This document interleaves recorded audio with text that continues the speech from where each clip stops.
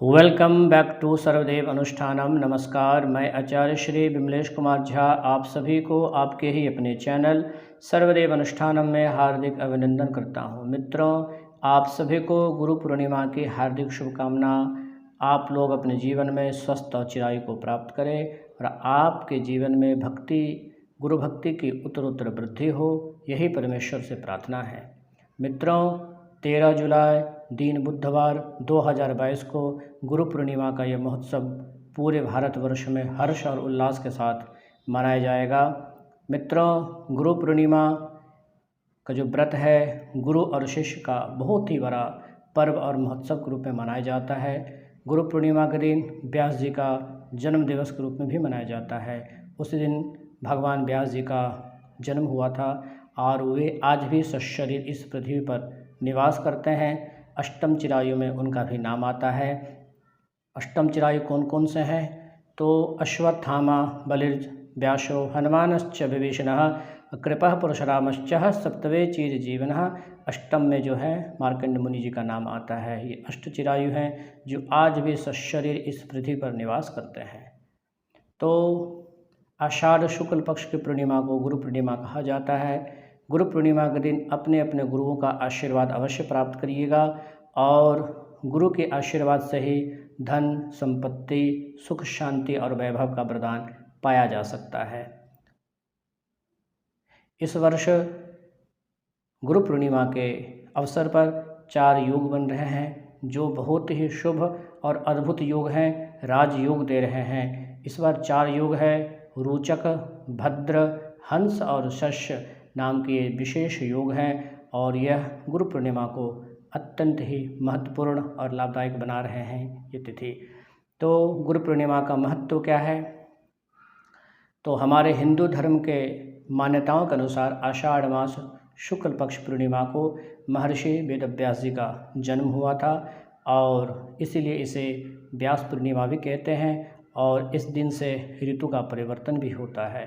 इस दिन शिष्य अपने गुरु का विशेष पूजन करते हैं और उनको पंचोपचार पूजा, षोडशोपचार पूजा और दशोपचार पूजा, ईश्वर के सदृश पूजा करते हैं और यथाशक्ति दक्षिणा, पुष्प, वस्त्र आदि भेंट करते हैं। इस दिन शिष्य अपने सारे अवगुणों का त्याग भी करते हैं।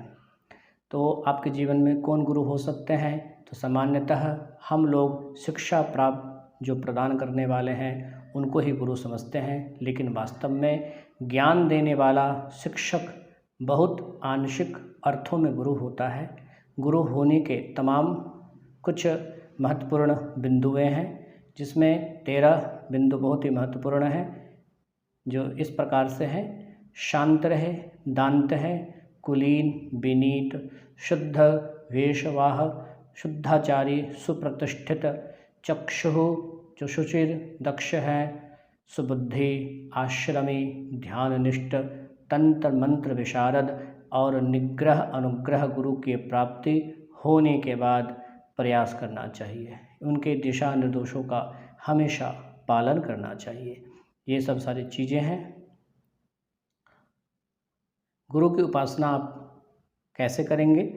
तो गुरु पूर्णिमा के दिन अपने गुरु को उच्च आसन पर विराजमान करें, उनके श्री चरणों को जल से पंचामृत से स्नान कराएं, फिर शुद्ध जल से स्नान कराएं, उनको पोछें, फिर उनके माथे पे त्रिपुंड चंदन अर्पण करें, फिर उनको माला पहनाइए, वस्त्र पहनाइए और पीत वस्त्र अर्पण करें, पीत पुष्प अर्पण करें और फल, मिठाई, दक्षिणा आदि अर्पण करें और इसके बाद गुरु से अपना दायित्व स्वीकार करने की प्रार्थना करें और उनसे कहे कि हे प्रभु, हे गुरुदेव, हमारे सारे अपराध आप क्षमा करें और आप हमेशा हमारे जीवन का मार्गदर्शन करते रहें और हमारे भक्ति पथ पे जितने भी बाधाएं हैं सब बाधाओं को, सब संकटों को आप दूर करें।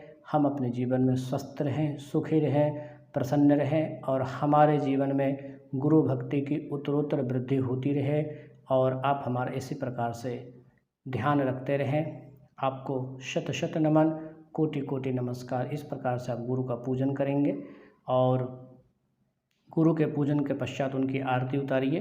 फिर उनको परिक्रमा करके आप साष्टांग प्रणाम करिएगा और इससे आपके ऊपर गुरु की कृपा अवश्य प्राप्त होगी और आपका जीवन बहुत ही सुखमय और आपका जीवन की सारे बाधाएं सब नष्ट हो जाएगा। मित्रों, गुरु पूर्णिमा के दिन आप गुरु का बीज मंत्र का जाप कर सकते हैं। गुरु का बीज मंत्र है ओम ग्राम ग्रीम गुरूम सह गुरुवे नमः। लघु मंत्र है ओम श्री गुरुवे नमः, ओम श्री गुरुभ्यो नमः, ओम गम गुरुवे नमः। उस दिन गुरु गीता का पाठ करना बहुत ही महत्वपूर्ण है। गुरु गीता का पाठ अवश्य श्रवण करें। श्री गुरु पादुका स्तोत्रम, श्री गुरु अष्टकम स्तोत्रम है, बहुत ही दिव्य और सुंदर स्तोत्र है, इसका आप पाठ श्रवण करें। श्री विष्णु सहस्त्रनाम का पाठ आप करिए। सूर्य सहस्त्रनाम भी कर सकते हैं और उस दिन आप आदित्य हृदय स्तोत्र का भी पाठ कर सकते हैं। महादेव जी का शिव सहस्त्रनाम सुन सकते हैं समय और सुविधा के अनुसार।